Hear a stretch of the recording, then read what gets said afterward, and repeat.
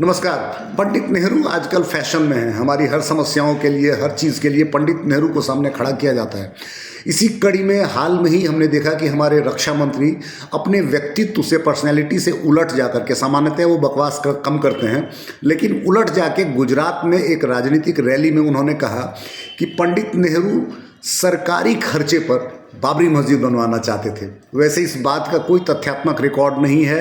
पंडित नेहरू के मित्र, कोलीग, उस ज़माने के पत्रकार, वीर विपक्षी नेता, इतिहासकार, किसी ने भी इस बात का जिक्र नहीं किया है। पता नहीं राजनाथ सिंह जी को क्यों लगा कि ये एक कहानी गढ़नी चाहिए गुजरात में जाके।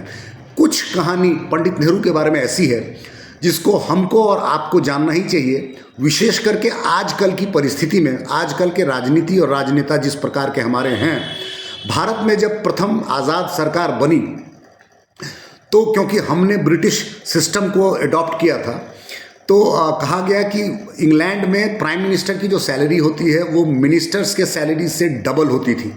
तो भारत में मंत्रियों की तनख्वाह 3,000 रुपये की गई और पंडित जवाहरलाल नेहरू को 5500 रुपये ऑफर किया गया। और ये जो बात मंत्रियों की, प्रधानमंत्रियों की तनख्वाह की बात प्रथम कैबिनेट मीटिंग में जब सामने आई तो पंडित नेहरू ने रिजेक्ट कर दिया। बोला नहीं, मेरी तनख्वाह भी मेरे अन्य मंत्रियों के बराबर ही होगी। I am equal to them, not greater than them. तो अपनी तनख्वाह उन्होंने 3,000 रुपये करवाई। इसके अतिरिक्त इंग्लैंड में प्राइम मिनिस्टर्स को इंटरटेनमेंट अलाउंस मिलता था और भी बहुत कुछ मिलते थे। भारत में 500 रुपये प्रपोज किए।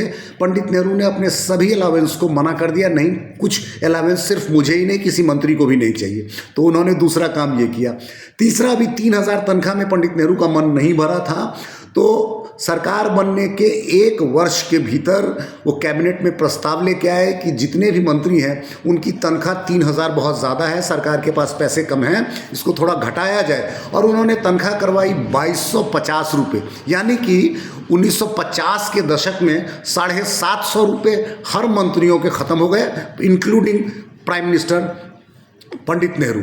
पंडित नेहरू का मन इतने पे नहीं भरा, उन्होंने अगले 6 महीने में एक और सैलरी रिवीजन का प्रस्ताव कैबिनेट से पास करवाया कि अब मंत्रियों की तनख्वाह होगी 2,000, प्राइम मिनिस्टर की भी तनख्वाह होगी 2,000, यानी कि 5500 जो 1950 में नेहरू को ऑफर हुए थे उसको 1 वर्ष के भीतर घटा के उन्होंने 2,000 कर लिया था।